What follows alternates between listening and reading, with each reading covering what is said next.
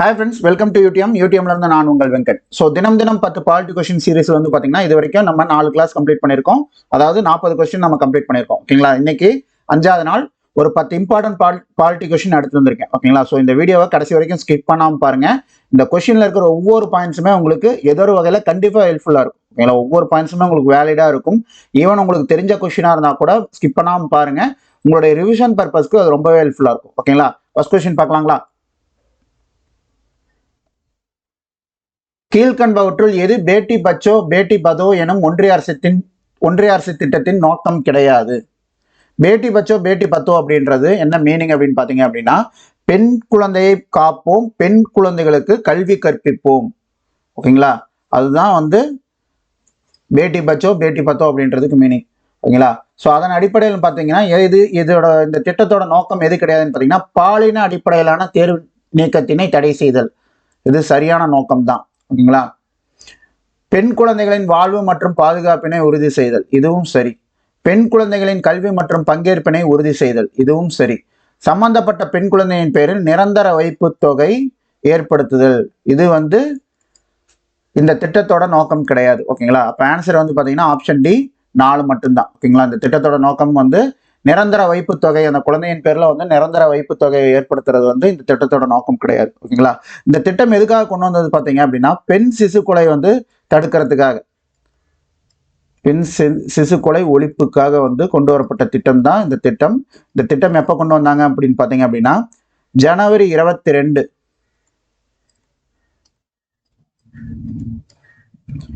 2015 வந்து இந்த திட்டம் பிரதமர் நரேந்திர மோடி அவர்களால் கொண்டு வரப்பட்டது. ஓகேங்களா? இதன் மூலம் குறைந்து வரும் குழந்தை பாலின விகித பிரச்சனைக்கு தீர்வு மற்றும் பெண் குழந்தைகளுக்கான கல்விக்கு தீர்வு காண்பதே திட்டத்தோட நோக்கம். ஓகேங்களா? அந்த வகையில தான் வந்து பாத்தீங்கன்னா இந்த பாலின அடிப்படையிலான தேர்வு நீக்கத்தினை தடை செய்தல்ன்றது இந்த திட்டத்தோட நோக்கமா கன்சிடர் பண்றோம். ஓகேங்களா? ஸோ 2011 மக்கள் தொகையின் கணக்கெடுப்பின்படி வந்து பாத்தீங்க அப்படின்னா 1000 ஆண் குழந்தைகளுக்கு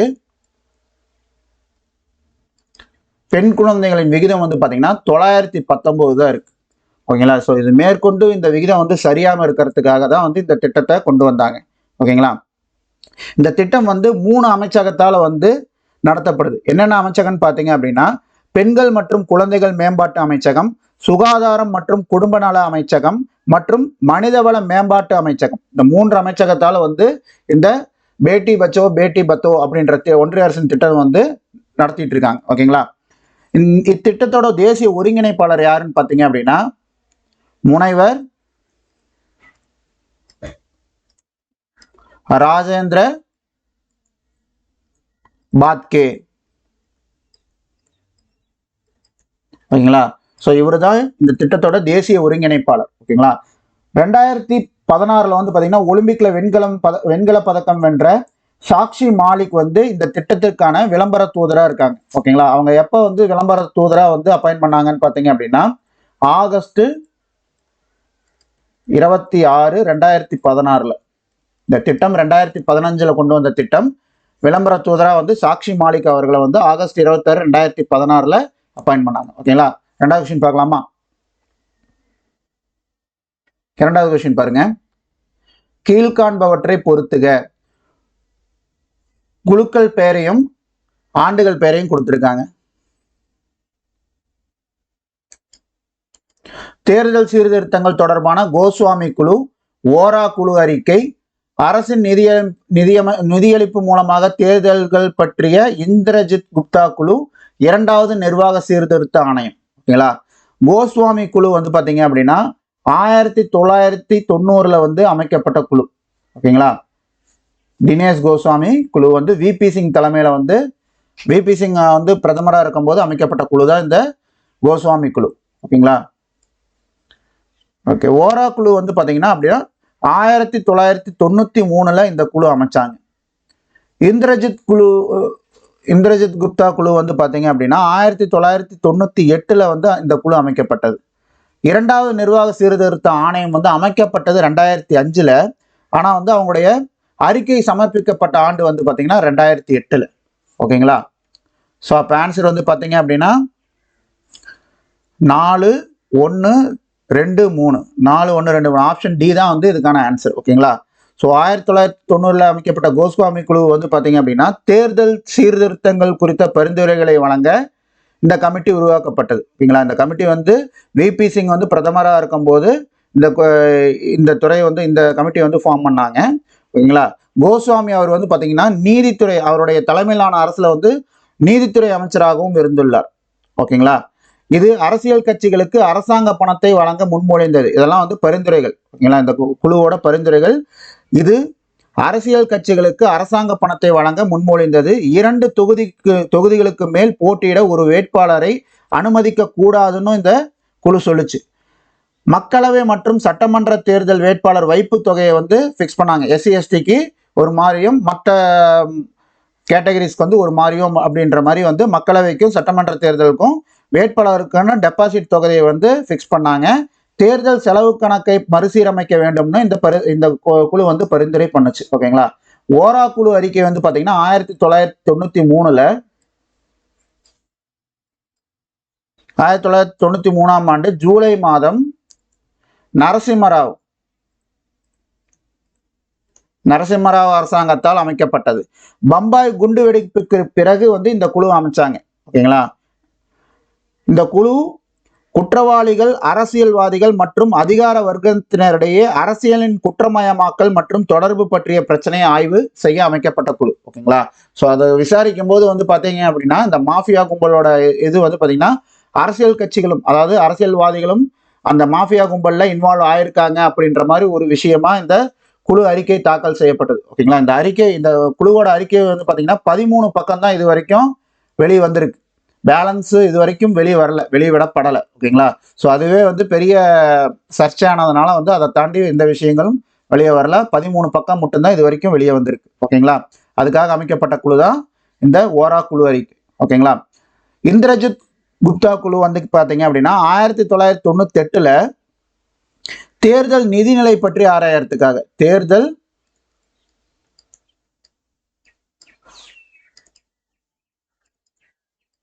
நிதிநிலை ஆராய அமைக்கப்பட்ட குழு தான் வந்து பார்த்தீங்கன்னா இந்திரஜித் குப்தா குழு. ஓகே, 2வது நிர்வாக சீர்திருத்த ஆணையம் வந்து பார்த்தீங்க அப்படின்னா 2005 மத்திய அரசினால் அமைக்கப்பட்டது. வீரப்ப ஃபர்ஸ்ட் வந்து பார்த்தீங்க அப்படின்னா இந்த குழுவுக்கு வந்து பார்த்தீங்க அப்படின்னா இந்த ஆணையத்துக்கு வீரப்ப மொய்லி வந்து பார்த்தீங்கன்னா தலைவராக இருந்தார். அதுக்கப்புறம் வந்து பார்த்தீங்கன்னா வி ராமச்சந்திரன் குழுவின் தலைவராக நியமிக்கப்பட்டார். ஓகேங்களா, 2008 வந்து பார்த்தீங்கன்னா இந்த குழு தன்னுடைய அறிக்கையை சமர்ப்பித்தது. ஓகேங்களா, 163 அறிக்கை வந்து 163 பரிந்துரையை வந்து இந்த ஆணையம் பரிந்துரைச்சுது. ஓகேங்களா, அதில் என்னென்னு பார்த்தீங்க அப்படின்னா காவல்துறை, நீதித்துறை மேற்கொள்ள வேண்டிய மாற்றங்களை முன்வைத்தது. அடுத்து வந்து பார்த்தீங்கன்னா குற்ற விசாரணை என்பதை காவல்துறையின் பிற பணிகளில் இருந்து பிரித்துவிட வேண்டும்னு பரிந்துரைச்சாங்க. சட்டம் முறையாக அமல்படுத்துகின்றதா என்பதை கண்காணிக்க உள்துறை அமைச்சகத்தின் கீழ் ஒரு சிறப்பு படையை அமைக்க வேண்டும்னு இந்த ஆணையம் வந்து பரிந்துரைச்சது. ஓகேங்களா, ஸோ இதெல்லாம் பரிந்துரைக்கப்பட்ட விஷயங்கள். 3வது கொஸ்டின் பார்க்கலாங்களா?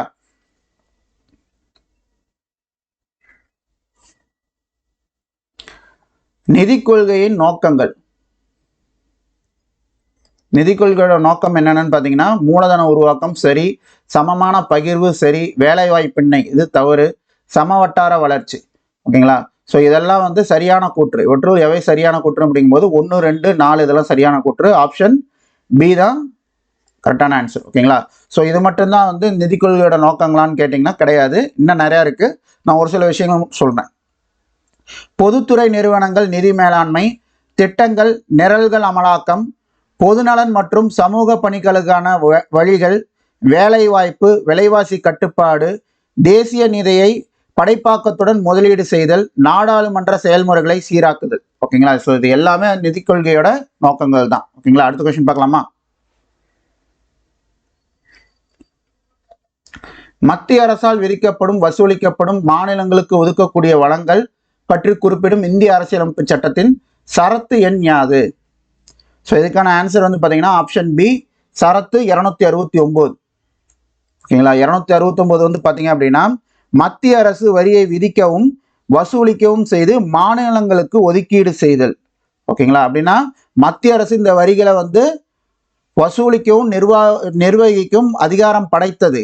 ஆனால் வரி வசூலின் முழு தொகை அந்த வரி சேகரிக்கப்படும் மாநிலத்திற்கு செலுத்தப்படும். ஓகேங்களா. ஃபார் எக்ஸாம்பிள் வந்து பாத்தீங்கன்னா sales tax, GST. So sales tax வந்து பாத்தீங்கன்னா டோட்டல் அமௌண்ட் அப்படியே உங்களுக்கு மாநிலத்துக்கு கொடுத்துருவாங்க. இப்போ ஜிஎஸ்டி அப்படிங்கும்போது நமக்கு இப்போ மாநிலத்துக்குள்ளேயே நம்ம பிஸ்னஸ் டிரான்சாக்ஷன் பண்றோம் அப்படின்னா அப்போ சிஜிஎஸ்டி, எஸ்ஜிஎஸ்டின்ட்டு 2 டேக்ஸ் வரும். ஓகேங்களா. ஸோ இப்போ 5% அப்படின்னா இந்த ப்ராடக்ட் 5%னா 2.5% வரும். இந்த 2.5% வந்து பார்த்தீங்க அப்படின்னா சென்ட்ரல் கவர்மெண்ட் வச்சுக்கும். மாநிலத்துக்கு உண்டான 2.5% வந்து பார்த்தீங்க அப்படின்னா சென்ட்ரல் கவர்மெண்ட் பின்னாடி மாநிலத்துக்கு தரும். ஓகேங்களா. ஸோ இதுவே ஐஜிஎஸ்டி வெளி மாநிலத்துக்கு நம்ம ஒரு பொருள் அனுப்புறோம் அப்படின்னா அது ஐஜிஎஸ்டி அப்படின்ற செக்டாருக்குள்ள வரும். ஓகேங்களா. அப்போ அது மொத்த வரியுமே வந்து பார்த்தீங்கன்னா மத்திய அரசு கிட்ட தான் போகும். அதற்கப்புறம் வந்து பார்த்தீங்கன்னா சம்பந்தப்பட்ட மாநிலங்களுக்கு அந்த வரியை திருப்பி கொடுக்கும். ஓகேங்களா. ஓகே. இப்ப சரத்து 201 இது என்ன விதி? 201 எதை பத்தி சொல்லுது அப்படின்னு பாத்தீங்க அப்படின்னா, ஒரு ஆளுநரால் ஒரு மசோதா குடியரசுத் தலைவரின் பரிசீலனைக்காக ஒதுக்கப்பட்டால் குடியரசுத் தலைவர் மசோதாவுக்கு ஒப்புதல் அளித்தல் அந்த மசோதா சட்டமாக மாறிவிடும். ஓகேங்களா. ஸோ ஒரு இது வந்து பாத்தீங்க அப்படின்னா மாநில சட்டமன்றம் பரிசீலனைக்காக சட்ட முன் வடிவை ஒதுக்கி வைத்தல். அதாவது ஆளுநர்கிட்ட வந்து ஒரு பில் பாஸ் பண்றோம் அப்படின்ட்டு மசோதா கொடுக்குறாங்க. இப்போ ஃபார் எக்ஸாம்பிள் நம்ம அந்த ஆன்லைன் ரம்மி இதையே எடுத்துக்குவோம். சட்ட மசோதா வந்து தடை சட்ட மசோதா வந்து நிறைவேற்றி சட்டமன்றத்தில் நிறைவேற்றி ஆளுநருடைய ஒப்புதலுக்காக அனுப்பி வச்சாங்க. ஓகேங்களா. பட் வந்து ஆளுநர் கொஞ்சம் டைம் எடுத்துக்கிட்டு வந்து அது என்னன்னு சொன்னாங்க. ஓகேங்களா. ஸோ அந்த மாதிரி வந்து ஆளுநரின் ஒப்புதலுக்காக அளிக்கப்படுற விஷயம் தான் அந்த மசோதாக்கள். ஓகேங்களா. ஸோ ஆளுநர் வந்து டைரக்டாவே வந்து அதை அப்ரூவ் பண்ணலாம். இல்லை ஒரு சில கேசஸ்ல வந்து பார்த்தீங்கன்னா அவரு குடியரசுத் தலைவருக்கு அந்த மசோதாவை அனுப்பலாம். ஓகேங்களா. மசோதாவை வந்து குடியரசுத் தலைவர் பார்த்துட்டு ஓகேங்களா அதுல சில பரிந்துரைகள் இருக்கும் பட்சத்தில் அந்த பரிந்துரைகள் சொல்லி திருப்பி வந்து மறுபரிசீலனை பண்ண சொல்லி சட்டமன்றத்துக்கு திருப்பி அனுப்பலாம். ஓகேங்களா. அப்படி திருப்பி அனுப்பினதுக்கு அப்புறம் திருப்பி வந்து இவங்க மறுபரிசீலனை செஞ்சு திருப்பி வந்து குடியரசுத் தலைவருக்கு அனுப்புறாங்க அப்படின்னா அப்ப அவர் வந்து திருப்பி அதன் மேல எந்த ஒரு முடிவு எடுக்கப்படலை அப்படின்னா அந்த சட்டம் அதோடு ரத்தாகிவிடும். ஓகேங்களா. திருப்பி மறுபரிசீலனை பண்ணி சட்டமன்றத்தில் இருந்து அனுப்ப முடியாது. ஓகேங்களா. இன்கேஸ் வந்து குடியரசுத் தலைவரோ ஆளுநரோ அந்த மசோதாவுக்கு ஒப்புதல் அளிச்சிட்டாங்க அப்படின்னா அது சட்டமாகிவிடும். ஓகேங்களா. ஸோ இதுதான் வந்து விதி 201 சொல்ற விஷயம். ஓகேங்களா. விதி 272 இது வந்து பாத்தீங்கன்னா இப்ப இந்திய அரசியலமைப்புல இல்லை, இது வந்து நீக்கிட்டாங்க. ஓகேங்களா. இது என்ன சொல்லுச்சு அப்படின்னு பாத்தீங்கன்னா இந்த ஆர்டிகல் என்ன சொல்லுச்சுன்னு பாத்தீங்கன்னா 80வது சட்ட திருத்தம்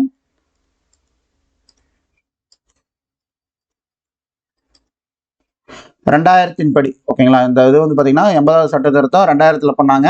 மத்திய அரசிற்கும் மாநிலத்திற்கும் இடையில் வருவாய்க்கு அதிகார பகிர்வுக்கான மாற்று திட்டம் வழங்கப்பட்டது. இதன் அடிப்படையில் விதி 272 நீக்கப்பட்டது. ஓகேங்களா. அடுத்து வந்து பாருங்க 208 ஆர்டிகல் 208 பொறுத்த வரைக்கும் பாத்தீங்க அப்படின்னா முத்திரை வரி, கலால் வரியில இருக்கு இல்லையா, முத்திரை வரி, ஸ்டாம்ப் டியூட்டி, எக்ஸைஸ் டியூட்டி, சுங்கவரி, கஸ்டம்ஸ் டியூட்டிலாம் இருக்கு இல்லைங்களா, கஸ்டம்ஸ் டியூட்டி. ஸோ போன்றவற்றில் வரிகளை மட்டும் மத்திய அரசு விதிக்கிறது. ஓகேங்களா. ஸோ இந்த மாதிரி விஷயத்துல வந்து பாத்தீங்கன்னா வரி மட்டும்தான் வந்து மத்திய அரசு விதிக்கும். அரசாங்கம் அதாவது மாநில அரசாங்கம் வந்து அந்த அமௌண்ட்டை வந்து வசூலிக்கும். ஓகேங்களா. ஸோ இதுதான் வந்து ஆர்டிகல் 268 சொல்ற விஷயம். நெக்ஸ்ட் கொஸ்டின் பார்க்கலாங்களா.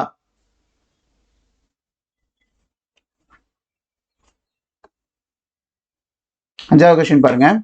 கீழ்கண்டவற்றுள் எத்தனை இணைகள் சரியாக பொருத்தப்பட்டுள்ளன?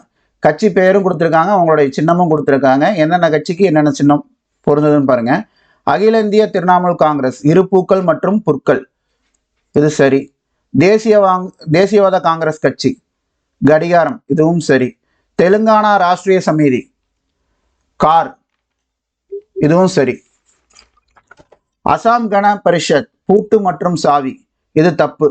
ஓகேங்களா. இதுக்கான இணை இது கிடையாது. ஓகேங்களா. அசாம் கண பரிஷத்துக்கு வந்து பாத்தீங்க அப்படின்னா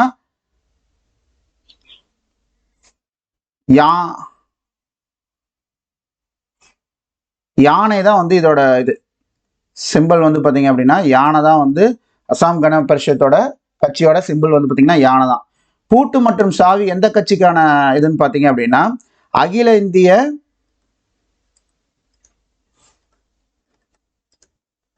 ஐக்கிய ஜனநாயக முன்னணிக்கு, ஐக்கிய ஜனநாயக முன்னணி.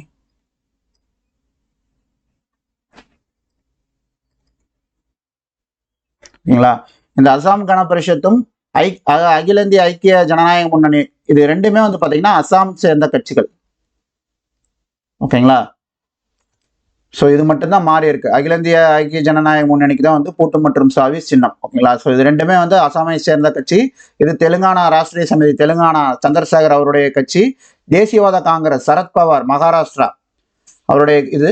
அகில இந்திய திரிணாமுல் காங்கிரஸ் உங்களுக்கு தெரியும், மமதா பானர்ஜி அவங்களுடைய கட்சி. ஓகேங்களா? ஸோ இது போக வந்து பார்த்தீங்கன்னா வேறு சில கட்சியின் பேரும் சின்னமும் சொல்கிறேன். ஜஸ்ட் உங்களுடைய இதுக்கு வந்து ஞாபகம் வச்சுக்கோங்க. ஐக்கிய ஜனதாதளம் அம்பு பீகாரை சேர்ந்த கட்சி, அது நிதிஷ்குமார் தலைமை. இந்திய கம்யூனிஸ்ட் கட்சி சோளம் கதிர் அறிவாள். மதச்சார்பற்ற ஜனதாதளம் பெண் விவசாயி சிம்பிள், கர்நாடகாவை சேர்ந்த கட்சி, குமாரசாமி போன டைம் வந்து பார்த்தீங்கன்னா கர்நாடக முதலமைச்சராகவும் இருந்திருக்காரு அவர். ராஷ்டிரிய ஜனதாதளம் அவங்களுடைய கட்சி சிம்பிள் வந்து பார்த்தீங்கன்னா விளக்கு, இது பீகாரை சேர்ந்த கட்சி, லாலு பிரசாத் யாதவ் கட்சி. தெலுங்கு தேசம் சைக்கிள் சின்னம், ஆந்திராவை சேர்ந்தது சந்திரபாபு நாயுடு கட்சி. ஒய்எஸ்ஆர் காங்கிரஸ் மின்விசிறி, ஆந்திராவை சேர்ந்தது ஜெகன்மோகன் ரெட்டியோட இது. சமாஜ்வாதி கட்சி அவங்களுக்கும் வந்து பார்த்தீங்கன்னா சைக்கிள் சின்னம் தான், உத்தரப்பிரதேசம் சேர்ந்த கட்சி, முலாயம் சிங் யாதவ், அகிலேஷ் யாதவ் இருக்கார் இல்லைங்களா முதலமைச்சரா, அந்த கட்சி. ஓகேங்களா? சிவசேனா மகாராஷ்டிராவை சேர்ந்தது, வில்லம்பு அவங்களுடைய சின்னம். ஓகேங்களா? இப்போ வந்து பார்த்தீங்கன்னா ஆக்சுவலாக உத்தவ் தாக்கரே வந்து இருந்தார், பட் அந்த கட்சி பிரிவுனால வந்து பார்த்தீங்கன்னா இப்போ ஏக்நாத் ஷிண்டே அந்த கட்சியின் தலைவராக இருக்கார். சிரோமணி அகாலிதளம் அவங்களுடைய கட்சி சிம்பிள் வந்து பார்த்தீங்கன்னா தராசு, பஞ்சாபை சேர்ந்த கட்சி இது. ஓகேங்களா? சுக்பீர் சிங் பாதல், ஓகேங்களா, அந்த கட்சியோட தலைவர் வந்து பார்த்தீங்கன்னா சுக்பீர் சிங் பாதல். பிஜு ஜனதா தளம் அவங்களுடைய கட்சி சிம்பிள் வந்து பார்த்தீங்கன்னா சங்கு, ஒடிசாவை சேர்ந்த கட்சி, நவீன் பட்நாயக் தான் வந்து அந்த கட்சியின் தலைவர். அருணாச்சல மக்கள் கட்சி, ஓகேங்களா, அதோட சிம்பிள் வந்து பார்த்தீங்கன்னா சோளம், அருணாச்சலம் பிரதேசத்தை சார்ந்த கட்சி இது. ஓகேங்களா? ஓகே, ஸோ இதெல்லாம் வந்து பார்த்தீங்கன்னா ஒரு சில கட்சிகளின் பெயர் மற்றும் சின்னங்கள். ஓகேங்களா? அடுத்த கொஸ்டின் பார்க்கலாமா?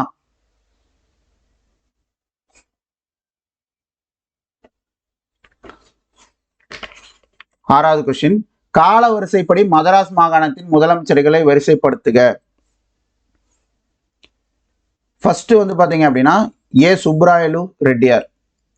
ஓகேங்களா? இவர் வந்து பார்த்தீங்க அப்படின்னா 17 டிசம்பர் 1920 இருந்து 11 ஜூலை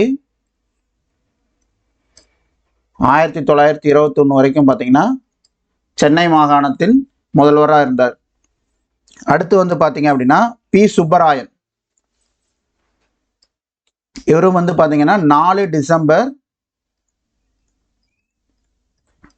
1926 இருந்து 27 அக்டோபர் 1930 வரைக்கும் சென்னை மாகாணத்தின் முதல்வராக இருந்தார். மூணாவது வந்து பார்த்தீங்கன்னா பி முனுசாமி நாயுடு. ஓகேங்களா? இவர் 27 அக்டோபர், இவருடைய பதவிக்காலம்ன்றது 27 அக்டோபர் 1930 இருந்து 4 நவம்பர் 1932 வரைக்கும் இவரும் வந்து சென்னை மாகாணத்தின் முதல்வராக இருந்தார். அதுக்கு அடுத்தது வந்து பார்த்தீங்கன்னா பிடி ராஜன். பிடி ராஜன் வந்து பார்த்தீங்கன்னா ஏப்ரல் 1936 இருந்து ஆகஸ்ட் 1936 வரைக்கும் வந்து பார்த்தீங்கன்னா பிடி ராஜன் சென்னை மாகாணத்தின் முதல்வராக இருந்தார். ஓகேங்களா? ராஜாஜி அவர் வந்து பார்த்தீங்க அப்படின்னா 1937 இருந்து 1939 வரைக்கும் முதல்வராக இருந்தார். ஓகேங்களா? ஸோ அப்போ பார்த்தீங்க அப்படின்னா ஆன்சர் வந்து பார்த்தீங்கன்னா 25314, ஆப்ஷன் பி தான் வந்து இதற்கான பதில். ஓகேங்களா? சுப்பராயலு ரெட்டியாரை பற்றி பார்த்தீங்க அப்படின்னா இவர் வந்து பார்த்தீங்கன்னா 1919 மாண்டேகு செம்ஸ்ஃபோர்ட் திருத்தப்படி, சீர்திருத்தப்படி, மாண்டேகு செம்ஸ்ஃபோர்ட் சீர்திருத்தப்படி நடைபெற்ற முதல் பொது தேர்தலில் வெற்றி பெற்று முதல்வராக தேர்ந்தெடுக்கப்பட்டார். யாரு? சுப்பராயலு ரெட்டியார் அவர்கள். ஓகேங்களா. ஸோ இவர் வந்து பாத்தீங்கன்னா நீதி கட்சியை சேர்ந்தவர்.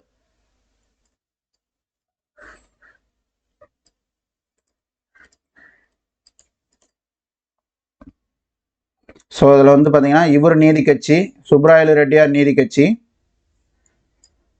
அப்புறம் முனுசாமி நாயுடு நீதி கட்சியை சேர்ந்தவர், பி.டி. ராஜன் அவர்கள் நீதி கட்சியை சேர்ந்தவர். இல்லைங்களா. சுப்பராயனும் ராஜாஜியும், பி. சுப்பராயன் அவர்களும் ராஜாஜியும் வந்து பார்த்தீங்கன்னா ஐஎன்சி, இந்திய தேசிய காங்கிரஸ் கட்சியை சேர்ந்தவர்கள். ஓகேங்களா. இதில் ராஜாஜி மட்டும் வந்து பார்த்தீங்க அப்படின்னா 1937-39 பீரியட்லையும் வந்து முதல்வராக இருந்தார். அதே மாதிரி வந்து பார்த்தீங்கன்னா 1952 54 வரைக்கும் வந்து பார்த்தீங்கன்னா அந்த 2 வருட காலகட்டத்திலையும் வந்து பார்த்தீங்கன்னா அவர் மதராஸ் மாகாணத்தின் முதல்வராக இருந்தார். ஓகேங்களா. ஸோ இவர் இருக்கும்போது தான் வந்து 1953 குலக்கல்வி திட்டத்தை கொண்டு வந்தார். இது ரொம்ப எதிர்ப்பிற்கு உள்ளாச்சு. ஓகேங்களா. அதன் அடுத்து வந்து பார்த்தீங்கன்னா 1954 அவர் ராஜினாமா பண்ணிட்டாரு.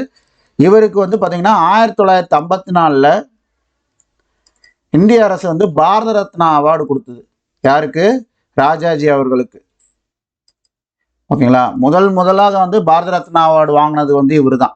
ஓகேங்களா. இதுக்கு அவர் தான் வந்து பார்த்தீங்கன்னா அடுத்தடுத்து தான் வந்து பார்த்தீங்கன்னா சர் சி வி ராமன் அவர்கள்லாம் வாங்கினாங்க. ஓகேங்களா. ஃபர்ஸ்ட் பாரத ரத்னா அவார்டு வாங்கினது ராஜாஜி அவர்கள் தான். ஓகேங்களா. அடுத்த கொஸ்டின் பார்க்கலாமா? 7வது கொஸ்டின், தவறான இணையை கண்டறிக. மகாராஷ்டிரா ஈரவை சட்டமன்றம் சரி, தெலுங்கானா ஓரவை சட்டமன்றம் தவறு, பீகார் ஓரவை சட்டமன்றம் தவறு, ஆந்திர பிரதேசம் ஈரவை சட்டமன்றம் சரி. இது ரெண்டுமே வந்து பார்த்தீங்கன்னா ஈரவை சட்டமன்றம் உடைய மாநிலங்கள் தான். ஓகேங்களா. எந்தெந்த மாநிலங்கள் ஈரவை சட்டமன்றம் இருக்குதுன்னு பார்த்தீங்க அப்படின்னா இந்தியாவில் ஆந்திர பிரதேஷ்,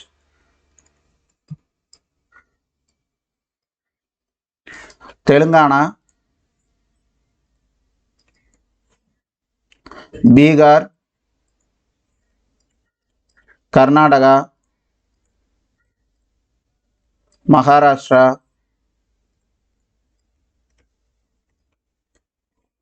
யூபி, உத்தரப்பிரதேஷ். இந்த 6 மாநிலங்கள்ல மட்டும்தான் இந்தியாவில் வந்து ஈரவை சட்டமன்றம் இருக்கிற மாநிலங்கள். ஓகேங்களா. மற்றபடி மற்ற எல்லா மாநிலங்களும் வந்து பார்த்தீங்கன்னா ஓரவை சட்டமன்றங்களுடைய மாநிலங்கள் தான். ஓகேங்களா. 1986 வரைக்கும் வந்து பார்த்தீங்க அப்படின்னா தமிழ்நாட்டிலேயே வந்து பார்த்தீங்கன்னா ஈரவை சட்டமன்றம் இருந்தது. அதுக்கப்புறம் தான் வந்து சட்டமன்ற கவுன்சில், அதாவது சட்ட மேலவை வந்து கேன்சல் பண்ணாங்க. சட்ட மேலவை வந்து 1986 தான் வந்து தமிழ்நாட்டில் கேன்சல் பண்ணாங்க. யாருடைய ஆட்சி காலத்தில்? எம்ஜிஆர் அவர்களின் ஆட்சி காலத்தில் தான் வந்து சட்ட மேலவை கேன்சல் பண்ணப்பட்டது. ஓகேங்களா. யாருக்கு பவர் ஜாஸ்தி? சட்டப்பேரவைக்கா, சட்டமன்றம் சட்டப்பேரவைக்கா இல்லை சட்ட மேலவைக்கான்னு பார்த்தீங்க அப்படின்னா சட்டப்பேரவைக்கு தான் வந்து பவர் ஜாஸ்தி. ஓகேங்களா. அதிகாரம் வந்து அவங்களுக்கு தான் ஜாஸ்தி. சட்ட மேலவை வேண்டுமா வேண்டாமா என்பதை மாநில சட்டப்பேரவையை முடிவு செய்கிறது. ஓகேங்களா. சட்டமன்றம் சேர்ந்து சட்ட மேலவை வேணுமா வேணாமா அப்படின்ட்டு முடிவு பண்ணலாம். அந்த முடிவு பண்ணி அந்த மசோதா வந்து மேலே நாடாளுமன்றத்துக்கு அனுப்பணும் அப்படின்னா அதுக்கு 3ல் 2 பங்கு உறுப்பினருடைய ஆதரவு கிடைச்சா போதுமானது. ஓகேங்களா. இருந்துச்சு அப்படின்னா நம்ம மேலே பார்லிமெண்ட்டுக்கு அனுப்பிச்சுட்டு அந்த பில்லை பாஸ் பண்ணலாம். ஓகேங்களா. அடுத்த கொஸ்டின் பார்க்கலாங்களா?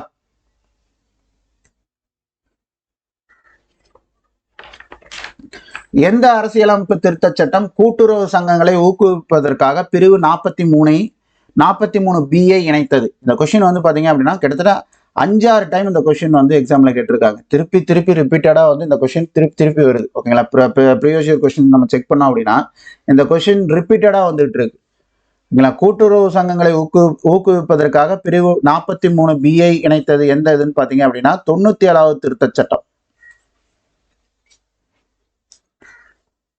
97வது திருத்த சட்டம் 2011ஆம் ஆண்டு இயற்றப்பட்ட 97வது திருத்த சட்டத்தில் தான் வந்து பார்த்தீங்கன்னா கூட்டுறவு சங்கங்களை ஊக்குவிப்பதற்காக பிரிவு 43B இணைத்தது. ஓகேங்களா. இந்த சட்ட திருத்தம் கூட்டுறவு சங்கங்களுக்கு பாதுகாப்பு மற்றும் ஒரு அரசமைப்பு அந்தஸ்து அளிக்கின்றது. விதி 19 கீழ் கூட்டுறவு சங்கங்களை உருவாக்குவதற்கான ஒரு அடிப்படை உரிமையை அளிக்கிறது. மேலும் இது 43B வாயிலாக கூட்டுறவு சங்கங்களின் மேம்பாட்டிற்காக புதிய மாநில கொள்கையின் வழிகாட்டு கோட்பாடுகளை சேர்த்துள்ளது.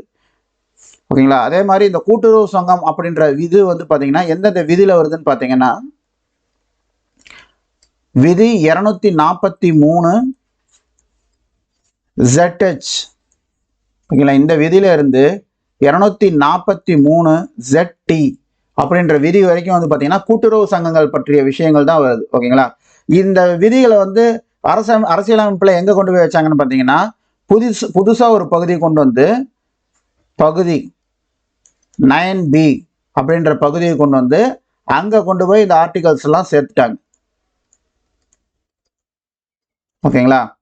இந்த ஆர்டிகல் வந்து 243 ZHல இருந்து 243 ZT வரைக்கும் என்னென்ன விஷயங்கள் அந்த விதிகள் சொல்லுது அப்படின்னு பாத்தீங்க அப்படின்னா கூட்டுறவு சங்கங்களின் வரையறை, சங்கங்களை இணைத்தல், உறுப்பினர்களின் எண்ணிக்கை மற்றும் பதவிக்காலம், உறுப்பினர் தேர்தல், குழு அமர்வு, இடைநீக்கம், இடைக்கால மேலாண்மை, தணிக்கை கணக்கு, பொதுக்குழு கூட்டத்திற்கு அழைப்பு, உறுப்பினர்கள் தகவல் பெறும் உரிமை, குற்றங்கள் மற்றும் தண்டனைகள், பல மாநில கூட்டுறவு சங்கத்திற்கான விண்ணப்பம், யூனியன் பிரதேசத்திற்கான விண்ணப்பம், சட்டங்களுக்கான தொடர்ச்சி. ஓகேங்களா. ஸோ இந்த விஷயங்கள் எல்லாம் தான் வந்து பார்த்தீங்கன்னா இந்த ஆர்டிகல்ல பேசியிருக்காங்க. ஓகேங்களா.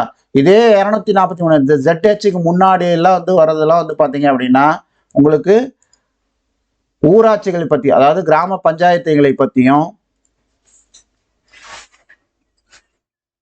நகராட்சி பற்றியும் பேசியிருக்கும். ஓகேங்களா. இந்த கிராம பஞ்சாயத்து வந்து பார்த்தீங்கன்னா உங்களுக்கு பகுதி 9 அப்படின்ட்டு சேர்த்திருப்பாங்க. பகுதி 9 அப்படின்ட்டு அப்பதான் ஃபர்ஸ்ட் இந்த கிராம பஞ்சாயத்துக்காக தான் வந்து சேர்த்துனாங்க. பகுதி 8ல இருந்து 9 அப்படின்னு உருவாக்குனாங்க. இந்த நகராட்சி எல்லாம் வந்து பாத்தீங்க அப்படின்னா பகுதி 9A சேர்த்தாங்க.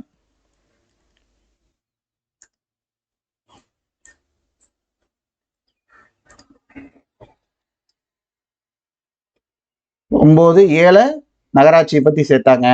கூட்டுறவு சங்கங்களை பற்றி பகுதி 9Bல கொண்டு வந்துட்டாங்க. ஓகேங்களா. ஓகே. 42வது சட்ட திருத்தம் எதெல்லாம் பேசுதுன்னு பார்க்கலாம். 42வது சட்ட திருத்தம் 1976ல கொண்டு வந்தாங்க. இதை வந்து பார்த்தோம் அப்படின்னா சிறு அரசமைப்புன்னு சொல்ற அளவுக்கு இந்த சட்ட திருத்தம் இருந்தது. ஓகேங்களா. நிறைய விஷயங்கள் இந்த சட்ட திருத்தத்துல சேஞ்ச் பண்ணாங்க. ஸ்வரன் சிங் குழுவின் பரிந்துரையின் பேரில் சில மாற்றங்கள் செய்யப்பட்டன. முகவுரையில் மதச்சார்பற்ற ஒருமைப்பாடு, சமதர்மம் என்ற 3 புதிய வார்த்தைகளை இந்த திருத்த சட்டத்தின் மூலமாக தான் நம்மளுடைய முகவுரையில வந்து இணைச்சாங்க. குடிமக்களுக்கான அடிப்படை கடமைகளை புதிய பகுதி 4A வந்து சேர்த்ததும் இந்த சட்ட திருத்தத்தின் மூலமாக தான். அமைச்சரவை ஆலோசனை முடிவுகள் மூலம் குடியரசுத் தலைவரை கட்டுப்படுத்த வழிவகை செய்தது. விதி 32A 43A சேர்க்கப்பட்டது. ஓகேங்களா. அது போக வந்து பார்த்தீங்கன்னா சுற்றுச்சூழல் பாதுகாப்பு, வனவிலங்குகள் பாதுகாப்பு, நீதிமன்றங்கள், நீதி, அரசமைப்பு அப்படின்ட்டு நிறைய விஷயங்கள் வந்து பார்த்தீங்க அப்படின்னா இந்த 42வது திருத்த சட்டத்தின் கீழே வந்து கொண்டு வந்தாங்க. ஓகேங்களா. அதே மாதிரி வந்து பார்த்தீங்கன்னா நாட்டின் ஏதாவது ஒரு பகுதியில் சட்ட ஒழுங்கு பிரச்சனை நிலவினால் அப்பகுதிக்கு ஆயுதப்படையை அனுப்பி சட்டம் மற்றும் ஒழுங்கினை நிலைநாட்டவும் அதிகாரம் கொடுத்தது எந்த சட்டம்? இந்த 42வது திருத்த சட்டம். ஓகேங்களா. ஸோ இவ்வளவு விஷயங்கள் வந்து 42வது திருத்த சட்டத்தில் இருக்கு. 44வது திருத்த சட்டம் 1978. ஓகேங்களா. இது வந்து பார்த்தீங்க அப்படின்னா மொராஜி தேசாய் அவர்கள் பிரதமராக இருக்கும்போது திருத்தப்பட்ட சட்டம். ஓகேங்களா. 44வது திருத்த சட்டம் அவருடைய தலைமையில் இருக்கும்போது தான் பிரதமராக இருக்கும்போது தான் நடந்தது. ஓகேங்களா. ஸோ இந்த சட்டத்திட்டத்தில் என்ன பண்ணாங்க அப்படின்னு பார்த்தீங்கன்னா 42வது சட்ட திருத்தத்தில் கொண்ட பல விஷயங்களை வந்து பார்த்தீங்கன்னா கைவிட்டாங்க. ஓகேங்களா. இது குடியரசுத் தலைவருக்கு மறுசீராய்விற்கு அமைச்சரவையின் ஆலோசனையை திருப்பி அனுப்ப வைக்க அதிகாரம் அளிக்கிறது. எனினும் மறுசீராய்வு ஆலோசனை குடியரசுத் தலைவர் கட்டுப்பட்டவர். அதாவது முன்னாடி சொன்ன மாதிரி தான் ஒரு மசோதா வந்து அமைச்சரவை வந்து குடியரசுத் தலைவருடைய ஒப்புதலுக்கு நாடாளுமன்றத்துல இருந்து அனுப்புறாங்க அப்படின்னா அந்த இதை வந்து பார்த்துட்டு அந்த மசோதாவை பார்த்துட்டு அதுல ஏதோ பரிந்துரைகள் இருக்கு அப்படின்னா மறுபரிசீலனைக்கு அமைச்சரவைக்கு அனுப்பலாம். ஓகேங்களா. அமைச்சரவை திரும்ப வந்து அதை மறுபரிசீலனை பண்ணி திருப்பி வந்து குடியரசுத் தலைவருக்கு அந்த மசோதாவை அனுப்பும்போது கண்டிப்பா வந்து குடியரசுத் தலைவர் அந்த மசோதாவுக்கு ஒப்புதல் அளிக்க வேண்டும். ஓகேங்களா. ஸோ அதை தான் இந்த சட்ட திருத்தத்தின் வாயிலாக கொண்டு வந்தாங்க. அதே மாதிரி தேசிய அவசரத்தை இதை பொறுத்த வரைக்கும் பார்த்தீங்க அப்படின்னா ஆயுத கிளர்ச்சி என்ற சொல்லுக்கு பதிலாக உள்நாட்டு அமைதி குலைவு என்ற சொற்கள் பயன்படுத்த வேண்டும்னு இந்த சட்ட திருத்தத்தில் சொல்றாங்க. அதே மாதிரி எழுத்து வடிவிலான அமைச்சரவையின் முடிவு அன்றி நெருக்கடி நிலையை குடியரசுத் தலைவர் பிறப்பிக்க கூடாது அப்படின்றது இந்த சட்ட திருத்தத்தின் வாயிலாக சொல்லப்பட்ட விஷயம். அடிப்படை உரிமைகள் பட்டியலிருந்து சொத்துரிமை நீக்கப்பட்டு அதனை பகுதி 12 பிரிவு 300A கீழ் சட்ட உரிமையாக சேர்க்கப்பட்டதும் இந்த திருத்த சட்டத்தின் பேர்ல தான். லோக்சபா மற்றும் சட்டமன்ற பதவி காலம் ஃபர்ஸ்ட் வந்து 5லிருந்து 6ன்னு மாத்தினதை திருப்பி வந்து 6 வருஷத்துலேருந்து 5 வருஷம் அப்படின்னு மாத்தினதும் இந்த சட்ட திருத்தத்தின் வாயிலாக தான். ஓகேங்களா. 86வது திருத்த சட்டம் 2002 அதை பார்த்தீங்க அப்படின்னா 6 முதல் 14 வயதுக்கு உட்பட்ட குழந்தைகளுக்கு இலவச மற்றும் கட்டாய கல்வி என்பதை அடிப்படை உரிமையாக்கி விதி 21(7) வந்து சேர்த்தாங்க. ஓகேங்களா. ஸோ அந்த விஷயத்துக்கு அடிப்படையாக இருந்தது இந்த 86வது சட்ட திருத்தம் தான். ஓகேங்களா. அதே மாதிரி வந்து பார்த்தீங்கன்னா இதே விஷயத்த அடிப்படை கடமையிலையும் சேர்த்தாங்க. எப்படி வந்து கவர்மெண்ட்டுக்கு அந்த 6 to 14 வயசு இருக்கிற குழந்தைங்களுக்கு வந்து பார்த்தீங்கன்னா கட்டாய கல்வி கொடுக்கணுமோ, அது கவர்மெண்ட்டுக்கு எந்த அளவுக்கு வந்து அதுக்குண்டான விஷயத்த வந்து இன்சிஸ்ட் பண்ணாங்களோ அதே மாதிரி பெற்றோர்களுக்கும் பாதுகாவலர்களுக்கும் அதை இன்சிஸ்ட் பண்ணாங்க. ஓகேங்களா. அது வந்து அடிப்படை கடமையா ஆர்டிகல் 51A(H) வந்து அதை சேர்த்தாங்க. ஓகேங்களா. ஸோ இந்த ரெண்டுமே வந்து பார்த்தீங்கன்னா இந்த 86வது திருத்த சட்டத்தில் செய்யப்பட்ட விஷயங்கள். ஓகேங்களா. அடுத்த கொஸ்டின் பார்க்கலாமா.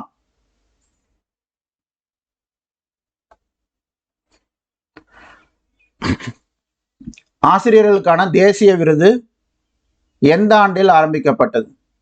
1958 வந்து ஸ்டார்ட் பண்ணாங்க. ஓகேங்களா. ஆசிரியர்களுக்கான தேசிய விருது கொடுக்கறது 1958 ஸ்டார்ட் பண்ணாங்க.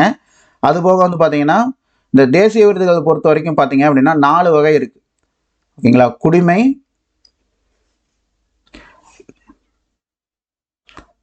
கேலண்டரி விருதுகள், குடிமை விருதுகள், விளையாட்டு விருதுகள், இலக்கிய விருதுகள்.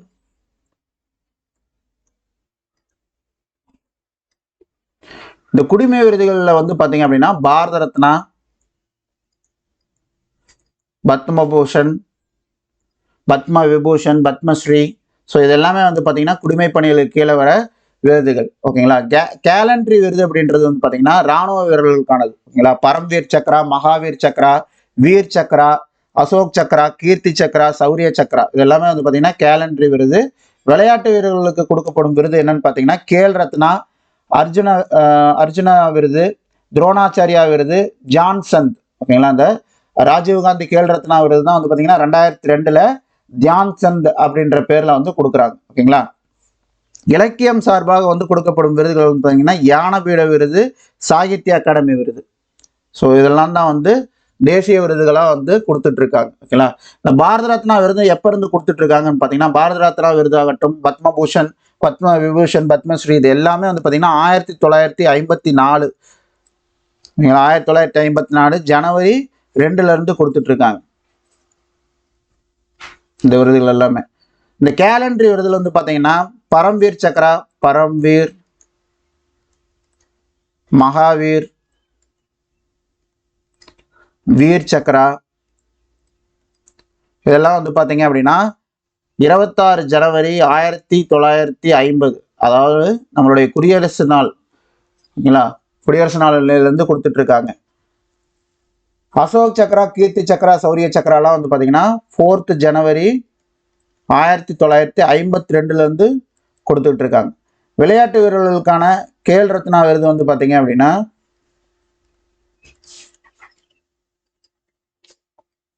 1992 இருந்து கொடுத்துட்டு இருக்காங்க. அர்ஜுனா விருது வந்து பார்த்தீங்கன்னா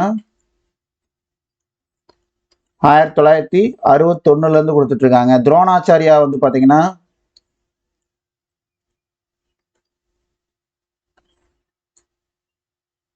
1985 இருந்து கொடுத்துட்டு இருக்காங்க. தியான்சந்த் அவார்டு வந்து பார்த்தீங்கன்னா 2002 இருந்து கொடுத்துட்டு இருக்காங்க. ஞானப்பீடு, இலக்கியத்தில் வர ஞானப்பீட விருது வந்து பார்த்தீங்கன்னா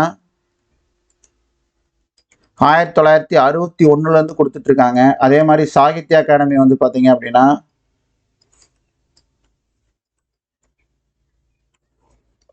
1954 இருந்து கொடுத்துட்டு இருக்கிற விருதுகள். ஓகேங்களா? ஸோ இது எல்லாமே வந்து இந்திய அரசாங்கத்தால் கொடுக்கப்படும் கௌரவ விருதுகள். ஓகேங்களா? அடுத்த கொஸ்டின் பார்க்கலாமா? மாநிலங்கள் அமைப்பு ஆணையத்தில் இடம்பெற்ற குழு எது? மாநிலங்கள் அமைப்பு ஆணையத்தில் இடம்பெற்ற குழு வந்து பார்த்தீங்கன்னா பணிக்கர், ஃபசல் அலி, கச்சு. இது தப்பு. ஓகேங்களா? இதில் கச்சு அப்படின்றது கிடையாது. ஃபசல் அலி, பணிக்கர், குன்ஸ்ரு. ஓகே, இதுதான் சரியான பதில். ஓகேங்களா? ஸோ இதில் வந்து பார்த்தீங்கன்னா இந்த குழுவில் மாநிலங்கள் அமைப்பு ஆணையம், அதாவது மாநில மறுசீரமைப்பு ஆணையம் 1953 அமைக்கப்பட்டது. ஓகேங்களா? ஸோ இவங்க வந்து பார்த்தீங்க அப்படின்னா 1953 அமைக்கப்பட்ட இது. 1955 வந்து பார்த்தீங்கன்னா இந்த குழு வந்து பார்த்தீங்கன்னா அவங்களுடைய அறிக்கையை சமர்ப்பிச்சாங்க. அவங்களுடைய குழுவோட பரிந்துரை என்னன்னு பார்த்தீங்கன்னா இந்தியாவை மொழிவாரி மாநிலமாக பிரிக்கலாம், ஆனால் ஒரு மொழி ஒரு மாநில கொள்கை நிராகரிக்கப்பட வேண்டும். அதே மாதிரி பகுதி ஏபிசிடி முற்றிலும் நீக்க வேண்டும். அதாவது பகுதி ஏ, பகுதி பி அப்படின்றது இந்த சுதேச மாகாணங்கள், ஆளுநரின் கட்டுப்பாட்டில் உள்ள மாகாணங்கள் அப்படின்ற மாதிரி வரும் இல்லைங்களா? ஸோ அந்த மாதிரி விஷயத்த வந்து நீக்கிடணும் அப்படின்ற மாதிரி சொன்னாங்க. அதுபோக வந்து பார்த்தீங்கன்னா இந்தியா மொழிவாரி மாநிலமாக பிரிக்கும் போது அவங்க ஒரு 16 மாநிலங்களாகவும் 3 யூனியன் பிரதேசமாகவும் பிரிக்கணும் அப்படின்ட்டு சஜஸ்ட் பண்ணாங்க. ஓகேங்களா? ஆனால் வந்து பிரிக்கும் போது என்ன பண்ணாங்க கவர்மெண்ட்டு 14 மாநிலமாகவும் 6 யூனியன் பிரதேசமாகவும் பிரித்தாங்க. ஓகேங்களா? சஜஸ்ட் பண்ணது 16-3. பட் 1956 வந்து மறுசீரமைப்பு சட்டம் வரும்போது 1956 மறுசீரமைப்பு சட்டம் வரும்போது 14 மாநிலங்கள் 6 யூனியன் பிரதேசங்கள் வந்தாங்க. ஓகேங்களா? ஸோ இதெல்லாம் தான் இந்த குழுவோட பரிந்துரை. ஓகேங்களா? ஸோ அந்த குழுவில் வந்து ஃபசல் அலி வந்து தலைவர், பணிக்கர் மற்றும் குன்ஸ்ரு வந்து இவங்க 2 பேரும் உறுப்பினர்கள்.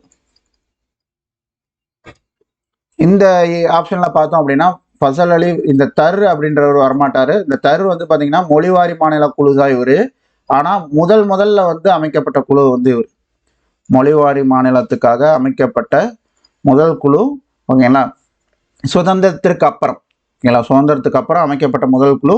இந்த குழுவோட பேர் வந்து பார்த்தீங்கன்னா எஸ்கே தர் கமிட்டி அப்படின்னு சொல்லுவாங்க. ஓகேங்களா? அந்த கமிட்டி வந்து பார்த்தீங்க அப்படின்னா 1948 ஃபார்ம் பண்ணாங்க.